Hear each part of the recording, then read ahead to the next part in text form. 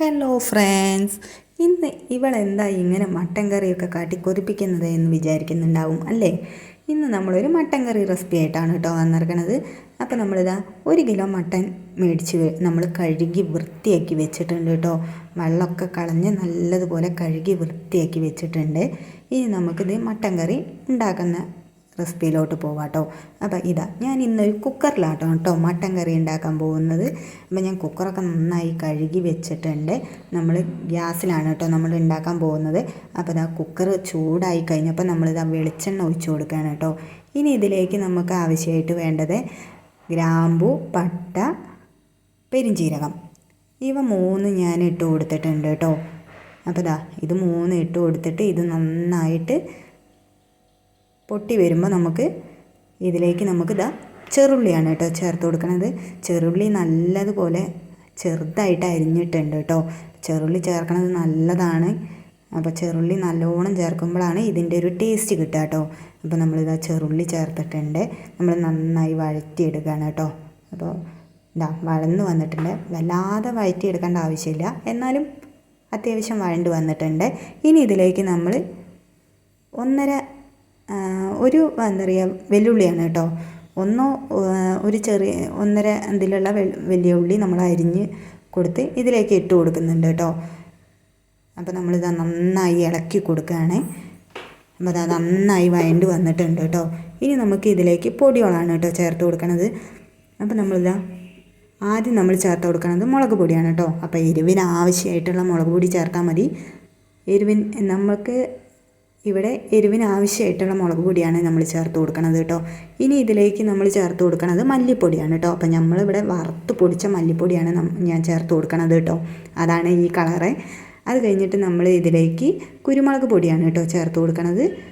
അപ്പോൾ നമ്മൾ എരിവിനനുസരിച്ചുള്ള കുരുമുളക് പൊടി ചേർത്ത് കൊടുക്കുക. ഇനി ഇതിലേക്ക് നമ്മൾ ഗരം മസാലയാണ് കേട്ടോ. അപ്പോൾ ഗരം മസാല 1/2 ടീസ്പൂണ് ചേർത്ത് കൊടുത്താൽ മതി.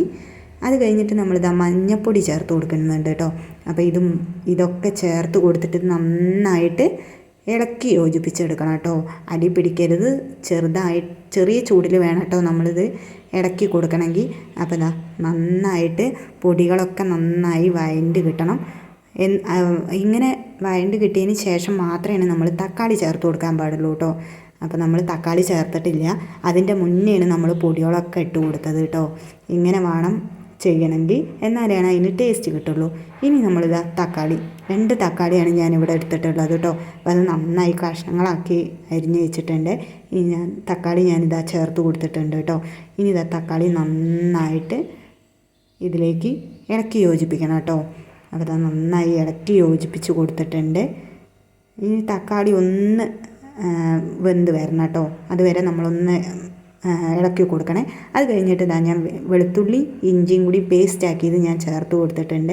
എന്നിട്ട് ഞാൻ ഇതിലേക്ക് കുറച്ച് കറിവേപ്പിൻ്റെ ഇലയും കൂടിയും ചേർത്ത് കൊടുത്തിട്ടുണ്ട് കേട്ടോ. എന്നിട്ട് അത് നന്നായി ഇളക്കിയതിന് ശേഷം നമ്മൾ ഒന്ന് തക്കാളി വേവാൻ വേണ്ടിയിട്ടൊന്ന് കാത്തിരിക്കുകയാണ് കേട്ടോ. അപ്പോൾ അത് നന്നായി തക്കാളിയൊക്കെ ഒന്ന് വെന്തുടഞ്ഞ് വന്നിട്ടുണ്ട്. ഇനി ഇതിലേക്ക് നമ്മൾ മട്ടനാണ് കേട്ടോ ഇട്ട് കൊടുക്കാൻ പോകുന്നത്. അപ്പോൾ കഴുകി വെച്ച മട്ടനാണ്.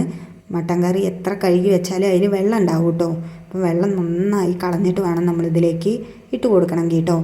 അപ്പോൾ നമ്മളിതാ നന്നായി ഇളക്കി യോജിപ്പിക്കുകയാണ്. മസാലയൊക്കെ മട്ടലേക്ക് നന്നായി പിടിച്ച് വരണം കേട്ടോ. അപ്പോൾ ഞാൻ നന്നായി ഇളക്കി യോജിപ്പിച്ചിട്ടുണ്ട്.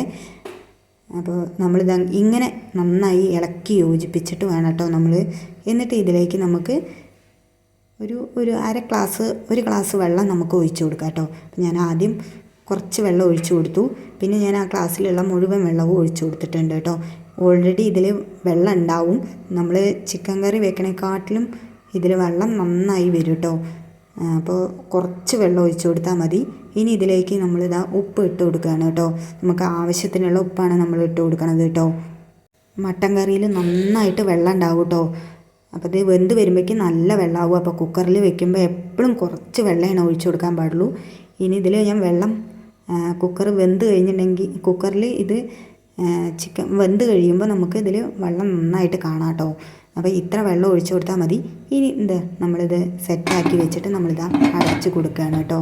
അപ്പോൾ ഒരു 5-6 വിസിൽ വരുമ്പോൾ നമുക്ക് ഇത് ഓഫ് ചെയ്ത് വെക്കാം കേട്ടോ. അപ്പോൾ ഞാനിതാ സ്ലിം ആക്കിയിട്ട് വെച്ചിരുന്നത് ഞാൻ കുറച്ച് കൂട്ടി വെച്ച് കൊടുത്തിട്ടുണ്ട് കേട്ടോ. ഇനി ഇത് നന്നായി വെന്ത് വരണം. ഇവിടെ വിസിലടിച്ച് വരുന്നുണ്ട്. അതൊരു 5-6 വിസിലൊക്കെ ഞാൻ അടിച്ചു കേട്ടോ. മട്ടൻ കറി നല്ല വേവുള്ള സാധനമാണ് മട്ടൻ.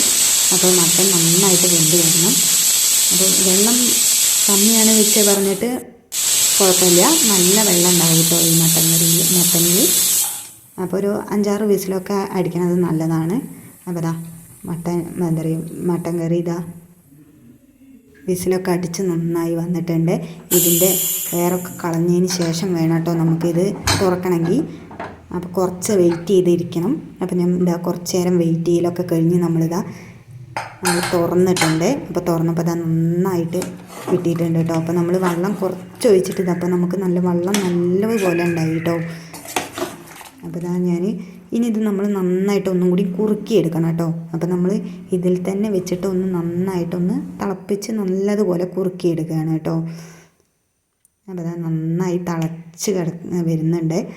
അപ്പോൾ ഇനി ഇത് നന്നായി കുറുകി കഴിഞ്ഞ് ഇങ്ങനെ ഈ ഒരു രീതിയിൽ ആയി കിട്ടണം കേട്ടോ. അപ്പോൾ ഇത്ര വെള്ളത്തിലാണ് നമ്മൾ വെച്ചിറക്കണേ. ഇതിലും വെള്ളം കമ്മിയായിട്ട് വേണമെന്നുണ്ടെങ്കിൽ ഒന്നും കൂടി നന്നായിട്ട് കുറുക്കിയെടുത്താൽ മതി കേട്ടോ. അപ്പോൾ ഞാൻ ഇത്ര വെള്ളമാണ് വെച്ചിറക്കണേ. ഇനി നമ്മൾ ഇതിലേക്ക് കുരുമുളക് പൊടിയാണ് കേട്ടോ വിതറി കൊടുക്കുന്നത്.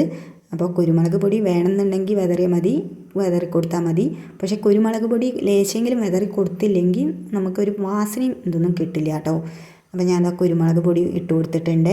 അതിന് ശേഷം ഞാൻ നമ്മുടെ വീട്ടിലുള്ള കറിവേപ്പിൻ്റെ ഇലയാണ് കേട്ടോ. ഏത് കറിവേപ്പിൻ്റെ ഇലയിലും കുഴപ്പമില്ല. അപ്പോൾ കറിവേപ്പിൻ്റെ ഇല ഇട്ട് കൊടുത്തിട്ടുണ്ട്. അതിന് ശേഷം ഞാനൊരു ലേശം വെളിച്ചെണ്ണയും ഞാൻ ചേർത്ത് കൊടുത്തിട്ടുണ്ട് കേട്ടോ. അപ്പോൾ വെളിച്ചെണ്ണയൊക്കെ ചേർത്ത് കൊടുത്തപ്പോൾ നല്ല വാസനയായിരുന്നു കേട്ടോ മട്ടൻ കറിക്ക്. അപ്പോൾ നിങ്ങൾ ഇങ്ങനെ എല്ലാവരും ട്രൈ ചെയ്ത് നോക്കണം കേട്ടോ. അപ്പോൾ നല്ല റെസിപ്പിയാണ്, നിങ്ങൾക്ക് എല്ലാവർക്കും ഇഷ്ടമാവും. അപ്പോൾ ഇഷ്ടമായാൽ ലൈക്ക് ചെയ്യണേ, സബ്സ്ക്രൈബ് ചെയ്യണേ.